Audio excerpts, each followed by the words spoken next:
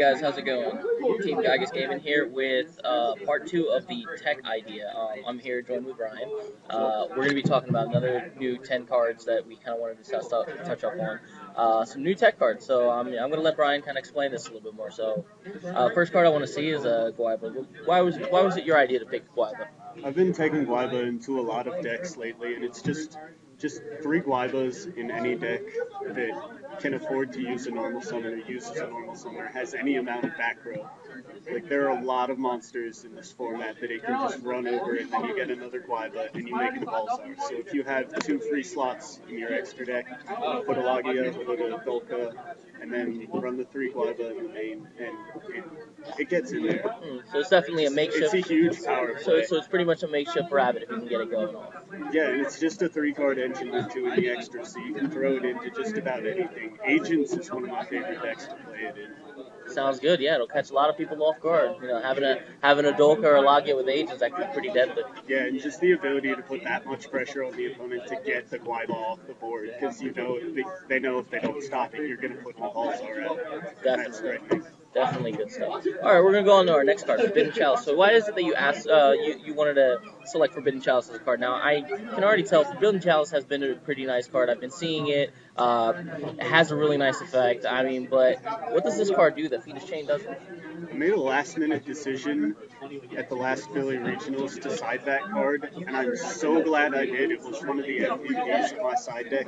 I was running Dino Rabbit or close enough. Yeah, so I sided 2 Chalices against Windups and Dragons. And it stopped the Raikos against Dragons. That was huge. And it stopped the Lilas. Like, they just summon a Lila, try to pop. I negate it. They don't mill, they don't pop. And as long as I have an Balzar, I haven't needed to waste anything. Oh, so that sounds pretty good, yeah. It's also really good with, like, the battle tricks. And then against windups, you can use it you chain to rabbit when they try to banish something. So if you're like mirror forcing or torrentialing and they go to banish a rat or a rabbit, you chalice the rabbit, and then everything just dies. That sounds pretty good. That's able to do that. But the main thing is that windups like to side Shield Maneater against you, and that's a really tough matchup. And you can use chalice in the damage step to just negate the snowman, and you're fine. So definitely, yeah, being able to have an access to damage step and the fact that it's chainable really makes it a pretty flexible and pretty useful card. Yeah. Plus the battle tricks are really useful, especially in the mirror match. I do bring this in the mirror, actually, because you can negate their Balzar, and then yeah, I can see how that can actually be useful. Yeah, it seems pretty good. All right, on our next card is actually Shard of Greed. All right, now I can already tell this has been a really good card when I first seen it upon release. The thing is, I haven't really seen a lot of people play it. It seems pretty useful, but don't you feel like it could be just as slow and just as vulnerable as Gold Sark or something like that? Well, a lot of people like to compare this card to Card D. I tend to prefer Shard, even though it's slower, because it doesn't eat up the normal summon. Like in Dino Rabbit, the normal summon is really important. You want to have it each turn. So Card D, you can't really afford it. And you also still get your battle phase. So really the difference between Shard and Card is Shard, you get it 1 turn later. Or maybe 2 turns later, whatever. All right, yeah. If you're able to hold on to the turn and a half, so I can really see it on the Rabbit grind. is a slow grind deck, so there are going to be a lot of turns, and when you resolve a Shard, it's just such a swing. Yeah, it really is. It's definitely if you have the back row to pretty much back it up and guard up the time. So I can really see Shard of Greed being pretty good. It'd be a pretty useful card. Yeah, and one of the cool things about Shard is that you can wait to send it. So like if you're playing Geargia or Gadgets or Rabbit, and you want to do a summon like Rabbit a Gadget or Flip an Armor, you can get those cards out of your deck before you draw.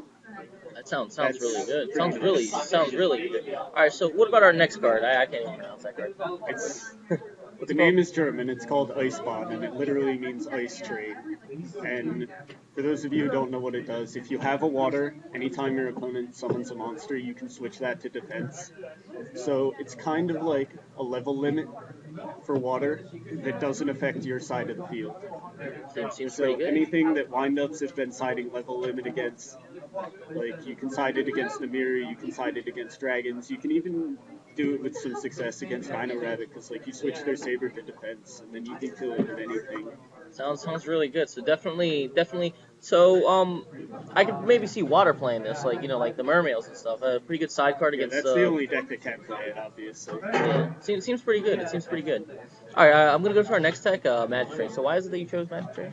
Magic Train is another one of my favorite cards. I was running it in the Dino Rabbit at the regionals, and basically what it does is you can negate their power spells if they don't have something else to discard. And even if you do, like, you can set Magic Drain and a Real Trap turn 1. And if they heavy, you won't minus. If they MST, the Real Trap, you can Magic Drain. And it simplifies the game. And I can see the way this format is now. It's a lot of very monster heavy or trap heavy. So, or the spells that you tend to have as it is, you're not going to have that extra spell to toss off because, a lot of the times they'll either let it just go or they just don't want to get rid of, like, their other power card. So. Yeah. It's kind of tricky to play, though, because you want to play it late enough that they're not going to have another spell to discard, but early enough so that you're hitting a power spell.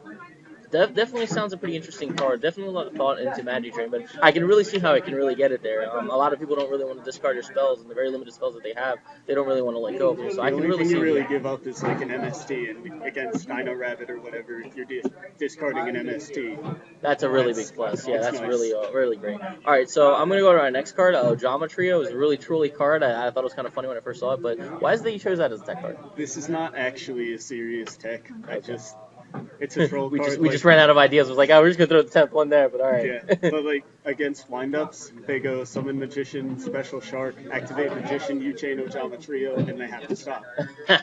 I can really see that being the only way for them to clear the tokens is to Tarantula, and then they're giving up monsters and they're taking 900. Right. Or Synchro, but windups don't even Synchro to begin with, so their only out can be Torrential Tribute. But it's not a serious consideration, because like in order to keep the field locked, you have to leave them with the tokens, and that means you can't attack them. Sounds really interesting. All right, we're gonna go to our next card, which was when you told it to me, I thought it was I was a little skeptical at first, but once you mentioned Fire Fist, automatically got my attention, tried it out, and let me tell you, it's one of the most amazing things I've seen. All right, go to our next card, Overworked. All right, now explain this to the people. So what Overworked does is that any monster whose attack is higher than its original attack, you destroy when you activate it. No cost or anything like that. And it rapes Fire Fist, because if they have any of the Fire Formation cards up, it's a quick play right get. Which is really insane. I mean, being able to use this against Fire Fist has been one of the most obnoxious plays I've done. Like, it's pretty insane. It's crazy. Yeah. Alright, so definitely a really good card. It also works against Insectors, because like they equip Hornet or Dragonfly and their attack goes up, and then you just overwork and they die. Yeah, it seems pretty good. Alright, on to our next card, Reckless Greed. Why is it that you chose this tech card? Reckless Greed is a card that does see play in Dark Worlds, but I think that you could extend that to other decks that function similarly. Decks that threaten a lot of damage and have a lot of draw or search power. If you resolve multiple Reckless, you're probably winning the game. So any deck that can get to that should use it. Like, Water, I think, can tech this, and Hieratics, I think, should be running it. Seems good. Just getting the extra cards, it's really hard. Yeah, definitely when you activate two greeds, I mean, that really puts you at at a +2, getting 4 cards for 2 draws. So that's definitely a very good up plus. But on our next card, Trapple. So now, why is it you chose Trapple? A lot of people just play Bottomless over it. So this is just basically, I would only side one of this, but it works like the third Bottomless, and against Fire Fist, that's really right. Good, so you would consider need to stick to the field. To right. Get their so you definitely consider it as a side deck card, not a main deck card at all. Yeah, no, I wouldn't main it, but you could also side it against Dark World, because they need to be able to normal summon their Dark World to get the Grapple back on board.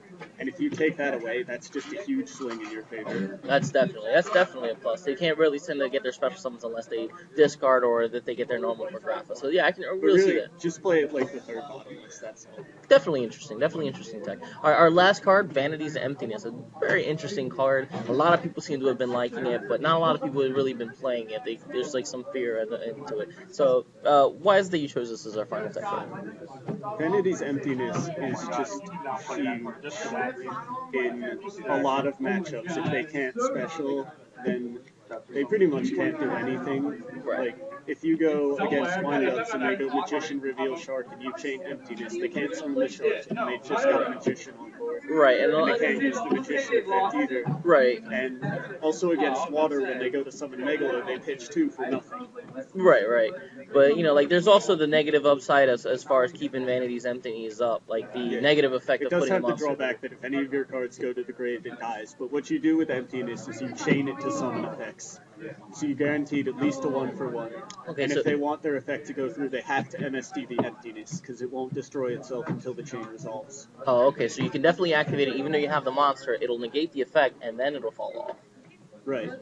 Definitely interesting. Definitely really, And also, really good. if you have Macrocosmos up, Oh yeah. I then your can. cards don't go to the grave, Yeah. and their only way to get rid of it is to MSD the Macro. And if you can stop that with, like, Magic Drain or an Evolzar, you're winning the game. Yeah, which is really, really, really interesting. I mean, definitely a good side deck card, even if it is as a chain. So I can definitely see that stopping a Megalo play. I can definitely see it stopping like a Mullen Glacier play, something like that. It doesn't stop Mullen Glacier because it's inherent. Oh, right, yeah, it has to be effect. Yeah, sorry about Yeah, that. but like Megalo, Shark, High Priestess, if you're playing against Spellbooks, anything that starts a chain, you just chain that and you win. Tour Guide is the best to do that.